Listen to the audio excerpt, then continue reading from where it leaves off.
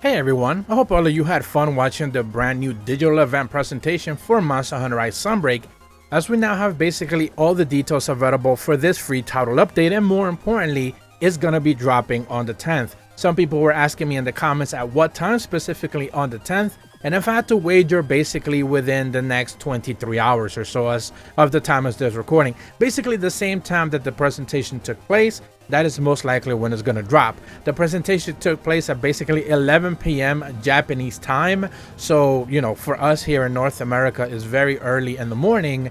Then basically releases early in the morning here for us in North America, late, I believe late in the afternoon for European players, and very much late at night on the 10th for Japanese players. That's just my guess though, of course, we're just gonna have to wait and see.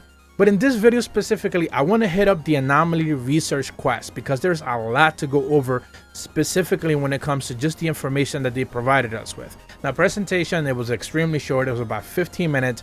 They went over it very fast, but essentially research and anomaly investigations is something that we're gonna have to pay attention to whether you like it or not, since this is basically the brand new endgame experience. And the website has a lot of details already posted, but the presentation also did showcase some things that are not available on the website.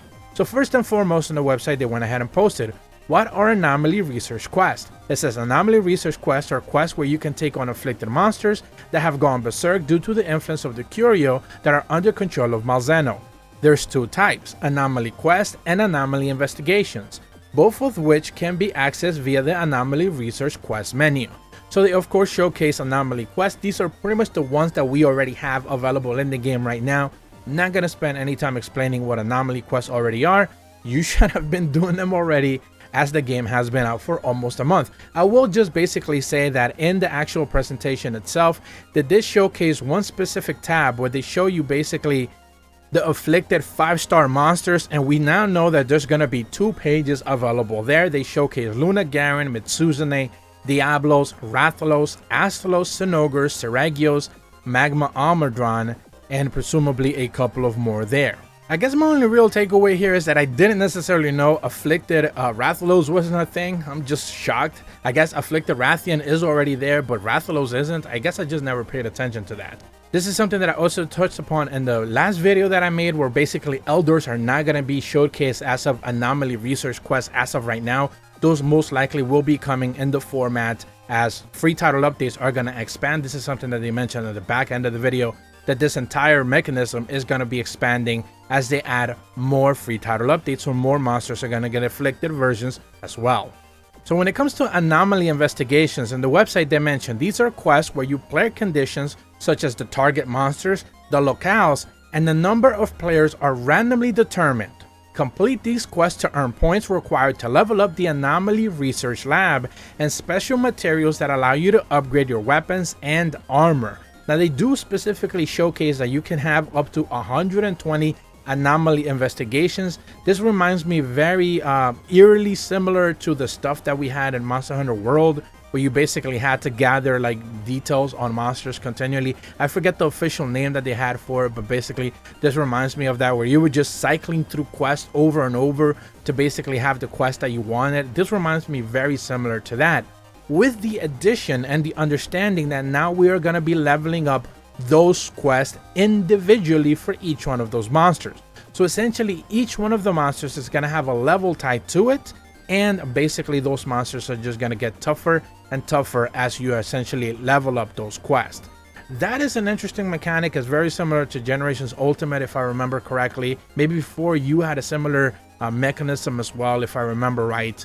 But yeah, man, this is just a lot of grinding. That's basically what this is. I definitely want to hear your guys' takes on this, as we are basically getting a lot of grinding when it comes to Anomaly investigations.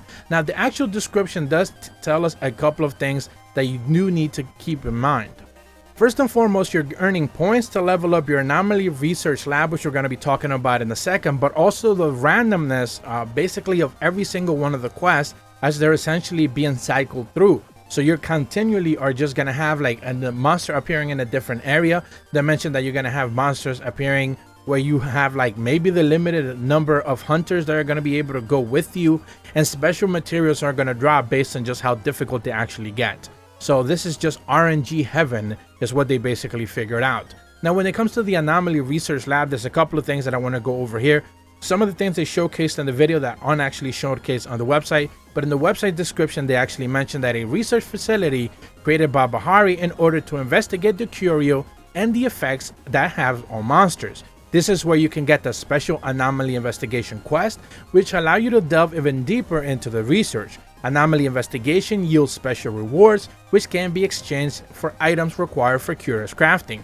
Now, some of the items that you do actually obtain are, one of them is highlighted right there, it's called Amber Essence, but there is another one, a green version of the Amber Essence, presumably is called something else, Essence as well, and that is a rarer version of the Amber Essence.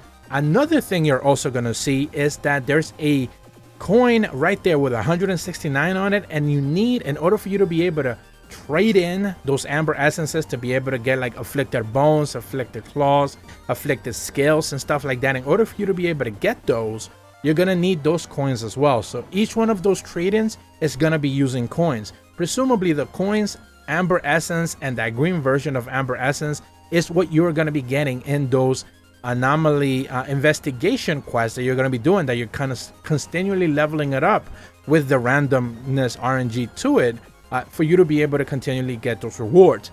Those rewards, then again, this is just a lot of tedious work. You do the investigation, you go to the lab, you trade in your materials, and then you're leveling up the investigation research lab, and at the same time you're using those materials for curious crafting. So they do mention that the curious crafting, by enabling augmentation for mastering armors and weapons that have been upgraded to the highest form, you'll gain access to curious crafting.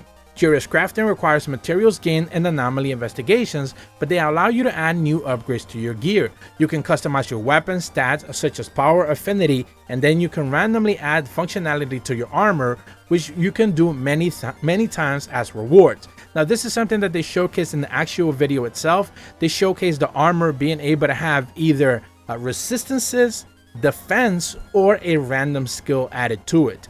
And you're essentially re-rolling every single time you're going for augmented boost. So you trade in, let's say, 5 scales, afflicted scales, and you have a chance to re-roll specifically for that armor. My wager would be that each one of the armors has different materials that you're going to have to be able to trade in for it, but that is basically the way that's going to work. You can choose to level up your defense for your armor. Is randomly going to be assigned plus 10. They've showed it plus 10, plus 18, and plus 4. You can go for resistances, so you can have like an armor full of like dragon resistance, for example, if that is the way you want to go about it. Or you can basically re-roll for skills, which is what I'm guessing everyone is going to be doing. Which skills are actually going to be showcased in that tab and which ones are going to be available in the pool, that is something that we certainly don't know yet. But people either are going to data mine this, which presumably they will. We're going to have a list of data mined information as the patch notes or as the patch goes live into the game. Or basically people are just going to continually re-roll endlessly until we have a list of all the skills that you're going to have available there. When it comes to the weapons, it's more clearly, I spoke about this already multiple times. You're just going to choose attack, affinity, slots, rampage slot, decorations, elemental, sharpness, whichever one you want. You basically spend the materials that you need. You automatically get your upgrade. Easy peasy, super easy, perfectly done. I don't know why they decided to add RNG to the armor. But of course, because you're getting skills, they don't want you to go ahead and basically have like weakness exploit +1 in each slot of your armors and then max out the like plus attack on the other ones and then have a perfect armor set. They don't want you to do that. So they basically are leaving it to RNG because it's tied to skills. Whereas the weapons are not tied to skills, they're tied to specific stats. That's my wager, but we're just going to have to know eventually as they provide us with a developer interview most likely. Now, the last thing that they do mention specifically in the website is the Anomaly Research level. Now, this is the thing that you're basically leveling up in the Anomaly Research Lab. Remember, you pick up the Anomaly Investigation, whichever level it's going to be. Then you go to the Research Lab. Once you finish it, you trade in your materials. You get afflicted materials. You use that for curious crafting. That is essentially the cycle of this entire experience. They do mention that as you complete Anomaly investigations, you'll be earning Anomaly Research points. Gain enough points and your Anomaly Research level will go up. As your level goes up, the maximum level of Anomaly investigations will increase as well. They're referring to the 120 number that I mentioned before, allowing you to take on more difficult quests and earn better rewards. as well as unlock anomaly related content. So basically more monsters become available as you level this thing up, anomaly research, and you can basically have more than 120 quests, or maybe 120 quests is actually the cap, so you started with 60 and you work your way to 120, whichever one is going to be. But that is basically the base breakdown of what anomaly research is going to work. Again, this is the true end game now that they basically wanted to have.